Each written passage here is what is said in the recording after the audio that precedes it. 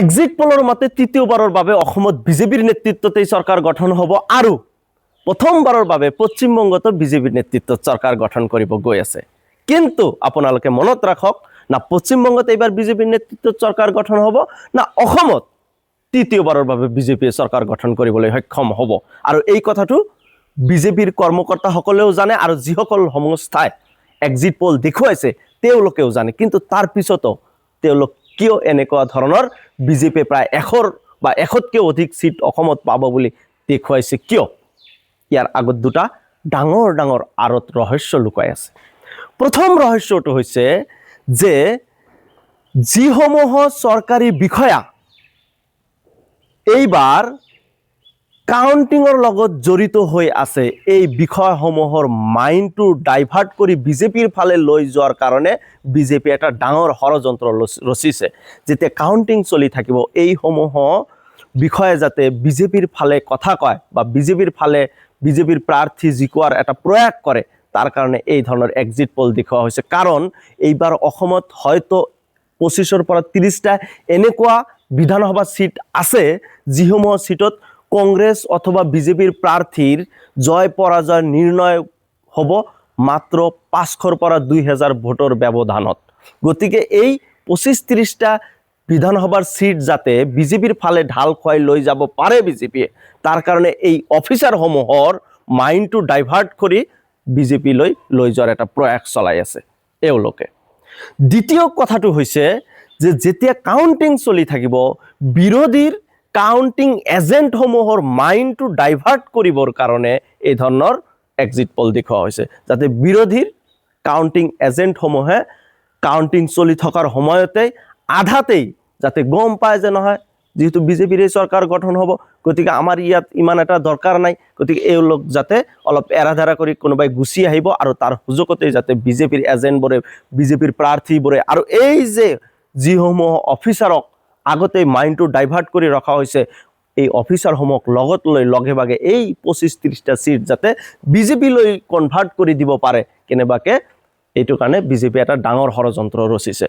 আৰু এটা ষড়যন্ত্ৰ বিজেপি অহা 4 তাৰিখত কাউন্টিং চলি থকাৰ সময়ত কৰিব। এই কথাটো মনত ৰাখক, যেতিয়া কাউন্টিং আৰম্ভ হ'ব প্ৰথম অৱস্থাতে যিসমূহ চেনেল বিজেপিৰ দ্বাৰা প্ৰভাৱিত হোৱা আছে, আৰু বৰ্তমান সময়ত বেছি সংখ্যক চেনেল এই বিজেপিৰ দ্বাৰা প্ৰভাৱিত, এই কথাটো আমি সকলোৱে জানো। গতিকে এই চেনেলসমূহেই দেখুৱাব চাব যে অসমত প্ৰথম অৱস্থাতেই দেখুৱাই দিব যে বিজেপি প্ৰায় 100 বা 100তকৈও অধিক সিট পাবলৈ গৈ আছে।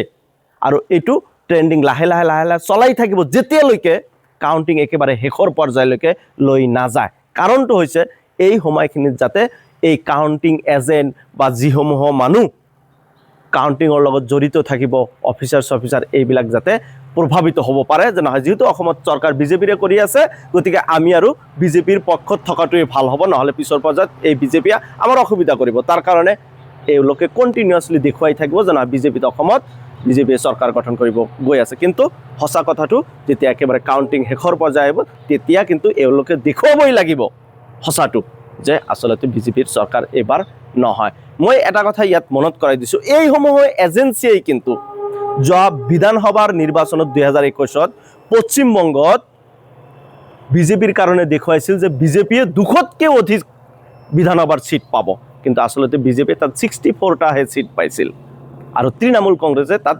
221টা সিট পাবলৈ সক্ষম হৈছিল। তৃণমূল কংগ্ৰেছৰ চৰকাৰ হৈ আছে। আৰু এই এজেঞ্চিসমূহেই 2024ৰ লোকসভা নিৰ্বাচনত দেখুৱাইছিল যে ভাৰতবৰ্ষত বিজেপিয়ে 400তকৈও অধিক সিট পাবলৈ গৈ আছে, কিন্তু আচলতে কি হৈছিল বিজেপিয়ে মেজৰিটিয়ে পোৱা নাছিল, 240টা মানুহে মাত্ৰ সিট পাবলৈ সক্ষম হৈছিল। গতিকে আপোনালোকে কোনো ধৰণৰ বিভ্ৰান্তি বা কোনো ধৰণৰ প্ৰভাৱিত এই এক্সিট পোলসমূহৰ দ্বাৰা অন্তত নহ'ব। মই আৰু এটা কথা কৈছোঁ, এইবাৰ অসমত বিজেপিয়ে মেজৰিটি নাপায়, বিজেপিৰ সিট 45ৰ ওচৰা ওচৰি থাকিব, কথাটো মনত ৰাখিব।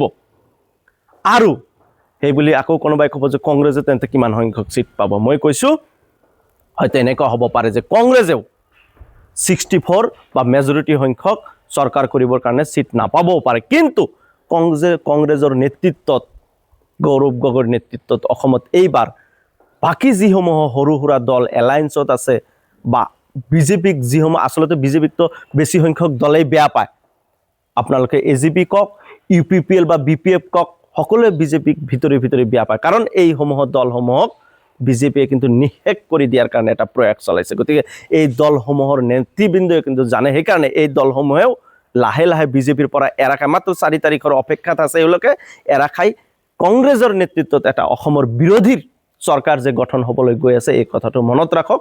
কোনেও মনোবল ভাঙিব নালাগে, এই এক্সিট পলসমূহৰ দ্বাৰা প্ৰভাৱিত হ'ব নালাগে।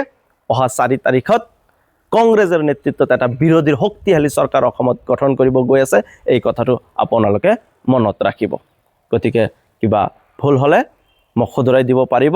আপোনালোকৰ মতামতটো মই আশা ৰাখিলোঁ। ধন্যবাদ। জয় জুবিন দা।